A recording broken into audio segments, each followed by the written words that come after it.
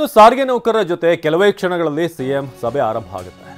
ನಾಳೆಯಿಂದ ಮುಷ್ಕರಕ್ಕೆ ಕರೆ ನೀಡಿರುವಂತಹ ವಿಚಾರಕ್ಕೆ ಸಂಬಂಧಪಟ್ಟ ಹಾಗೆ ವಿಧಾನಸೌಧದಲ್ಲಿ ಸಿಎಂ ಹೈ ವೋಲ್ಟೇಜ್ ಮೀಟಿಂಗ್ ಇನ್ನೇನು ಕೆಲವೇ ಕ್ಷಣಗಳಲ್ಲಿ ಆರಂಭ ಆಗಲಿದೆ. ಸಾರಿಗೆ ನೌಕರರ ಮನವೊಲಿಕೆಗೆ ಮುಂದಾಗಲಿದ್ದಾರೆ ಸಿಎಂ ಸಿದ್ದರಾಮಯ್ಯ. ಮುಷ್ಕರಕ್ಕೆ ಕರೆ ನೀಡಿದಂತಹ ನೌಕರರ ಜೊತೆ ಸಂಧಾನ ಸಭೆ. ಆದರೆ ಎಷ್ಟು ಮಟ್ಟಿಗೆ ಇದು ಯಶಸ್ವಿ ಆಗುತ್ತೆ, ನೀವು ಬಾಕಿ ಎಲ್ಲ ಹಿಂಬಾಕಿ ಉಳಿಸ್ಕೊಂಡು ಅದೆಲ್ಲವನ್ನೂ ಕೂಡ ಕ್ಲಿಯರ್ ಮಾಡದೆ ಬರೀ ಟೈಮನ್ನು ಡೆಡ್ಲೈನನ್ನು ಅಥವಾ ಇಂಥ ಒಂದು ಟೈಮ್ ಒಳಗಡೆ ಕೊಡ್ತೀವಿ, ಕ್ಲಿಯರ್ ಮಾಡ್ತೀವಿ ಅಂತ ಭರವಸೆಗಳನ್ನು ಕೊಡ್ತಾ ಹೋದರೆ ಅದಕ್ಕೆ ನೌಕರರ ಸಂಘ ಒಪ್ಪುತ್ತಾ?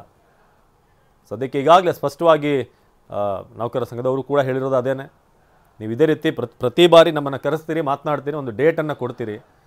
ಆದರೆ ಆ ಡೇಟ್ ಆಗೋವರೆಗೂ ಕೂಡ ಅಥವಾ ಅದಾದ ನಂತರ ಹಲವಾರು ತಿಂಗಳು ಕಳೆದರೂ ಕೂಡ ನಮ್ಮ ಬೇಡಿಕೆಗಳು ಒಂದೂ ಕೂಡ ಈಡೇರಿಲ್ಲ.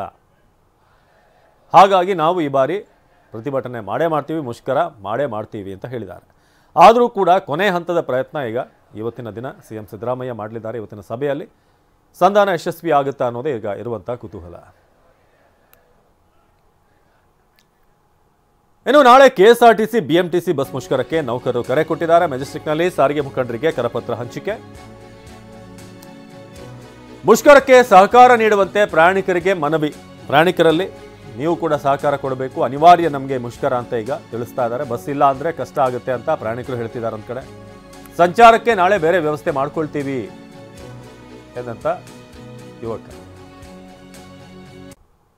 ಬಟ್ BMTC ಬಸ್ ಇಲ್ಲೇ ತುಂಬ ಪ್ರಾಬ್ಲಮ್ ಆಗೇ ಆಗುತ್ತೆ ಸರ್, ಕೆಲ್ಸಕ್ಕೆ ಹೋಗೋದಕ್ಕೆ ಎಲ್ಲ. ಇದನ್ನ ಆಟೋವರೆಲ್ಲ ತುಂಬ ಯೂಸ್ ಮಾಡ್ಕೊತಾರೆ, ಅಂದರೆ ಡಬಲ್ ಕಾಸ್ಟ್ ಎಲ್ಲ ಹೇಳ್ತಾರೆ. ಸೊ ಅವ್ರಿಗೆ ಏನೋ ಪ್ರಾಬ್ಲಮ್ ಏನಿದೆಯೋ ಅದನ್ನ ಆದಷ್ಟು ಬೇಗ ಸಾಲ್ವ್ ಮಾಡಿದ್ರೆ ಒಳ್ಳೇದು ಅಂತ.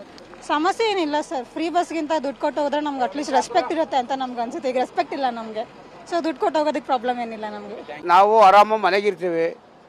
ನಿಮಗೂ ಹೆಂಡತಿ ಮಕ್ಕಳು ಇದ್ದಾರೆ, ಅವ್ರ ಹೊಟ್ಟೆ ಮೇಲೆ ಹೊಡಿಬಾರ್ದು ಸರ್ಕಾರ. ಆದಷ್ಟು ಬೇಗ ನಿಮ್ಮ ಬೇಡಿಕೆಗಳನ್ನು ಈಡೇರಿಸಲಿ ಅಂತ ನಾವು ವಿನಯಪೂರ್ವಕವಾಗಿ ಬೇಡ್ಕೊಳ್ತಾ ಇದ್ದೀವಿ. ನಾವು ಆರಾಮಾಗಿ ಮನೆಗಿರ್ತೀವಿ.